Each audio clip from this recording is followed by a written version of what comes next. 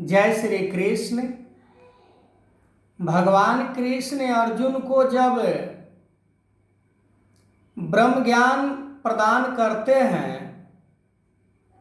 फिर भी अर्जुन के मन के अंदर मोह रह ही जाता है। पर ब्रह्म ज्ञान को धारण करने में मोह का तनिक भी गुंजाइश नहीं है। यदि हमारे मन के अंदर मोह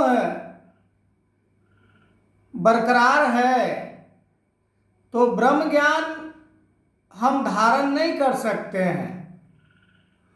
और ब्रह्म ज्ञान जब धारण नहीं हम किए तो ये सर्वत्र सर्वज्ञ परमात्मा निराकार गुरु के द्वारा ब्रह्म ज्ञान प्राप्त हो जाने के बाद भी हम इसे देख नहीं पाते हैं। कितने तो ऐसे भी हैं कि ब्रह्म ज्ञान को प्राप्त करने के उपरांत भी कहते हैं कि परमात्मा को महसूस किया जाता है। पर भगवान कृष्ण गीता के अंदर स्पष्ट बता रहे हैं अर्जुन को, और आज भी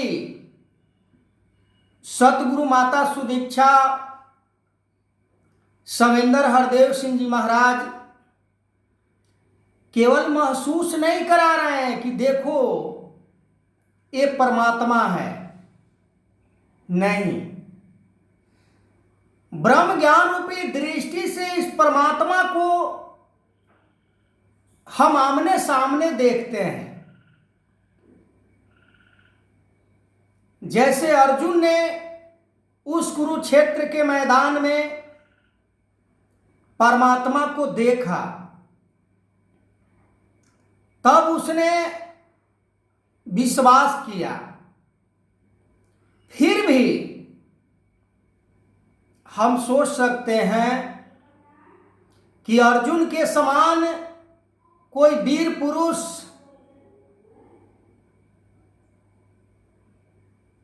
इतना महान ब्रह्म ज्ञान को प्राप्त करता है, फिर भी मन के अंदर मोह रह जाता है। हम किस खेत के मूल्य हैं? ब्रह्म ज्ञान प्राप्त हो गया, बस हम ज्ञानी बन गए, परमात्मा को प्राप्त हमने कर लिया, मोक्ष हमारी बस फाइनल है मोक्ष। पर मोक्ष की जो द्वार है, मोक्ष के द्वार, ये परमात्मा है। चाहे इधर से घुस जाइए, चाहे आगे से घुसिए या पीछे से घुसिए या ऊपर से घुसिए, जल में कुंभ है, कुंभ में जल है, बाहर भीतर पानी, फूटा कुंभ जल जल ही समाना, यह तथ्य जाने कोई ज्ञानी। किसी घड़े में यदि पानी भर के जल में डाल दिया जाए, गंगा में डाल दिया जाए, सागर में डाल दिया जाए, नदी तालाब में डाल दिया जाए, और फिर हम कहें कि वो घड़े वाला पानी को हम अलग कर देंगे, डिवाइड कर देंगे, तो ऐसा संभव नहीं है। तो जो ज्ञान प्राप्त कर लेते हैं ब्रह्म ज्ञान, जो मोह माया से ऊपर उठ जाते हैं, काम वासना, कामी, क्रोधी, लालची से ऊपर उठ जाते हैं, तो परमात्मा को प्राप्त कर लेते हैं, अनायासी परमात्मा उन्हें प्राप्त हो जाते हैं। कबीरा मन निर्मल भया जैसे गंगा नीर, पीछे पीछे हरि फिरे कहत कबीर कबीर। कबीर जी की अवस्था ऐसी बन चुकी थी, ऐसा नहीं है कि कबीर जी बहुत बड़ा घराने के वो लड़के थे या आदमी थे, इसके लिए परमात्मा उन्हें अपने आप को जरूरतमंद समझे, निराकार समझा, ऐसा नहीं है। या कोई बहुत बड़े यूनिवर्सिटी में वो क्लासेस नहीं किए थे जिसके कारण उनके पास बहुत ज़्यादा ज्ञान प्राप्त हो गया था, नहीं। वो साधारण एक कुटिया में रहा करते थे, साधारण परिवार में वो जन्म लिए, साधारण उनका कर्म था, पर उनका आचरण, व्यवहार, रहन सहन, बिहेवियर, वो सारा के सारा निस्वार्थ था। कोई लोभ लालच स्वार्थ नहीं उनके मन में था। और कहा भी जाता है कि छल कपट मोहे छिद्र न भावा, निर्मल मन सो ही मोहि पावा।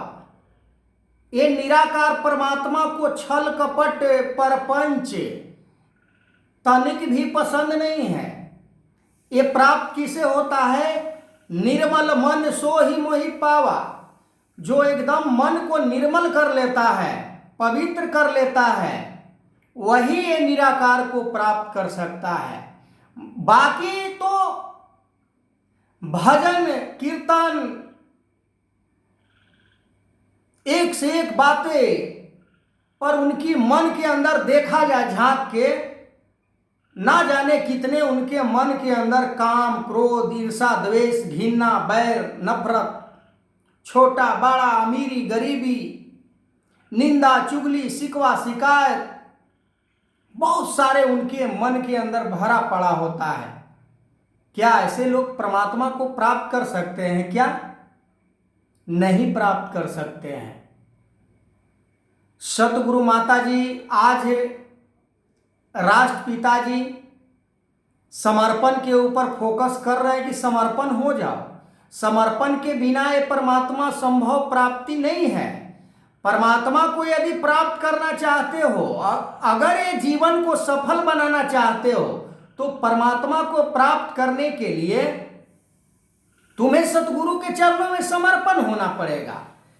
अब डिसाइड हमें करना है, फैसला हमें करना है कि किन किन चीजों को हम समर्पण करें सतगुरु के चरणों में।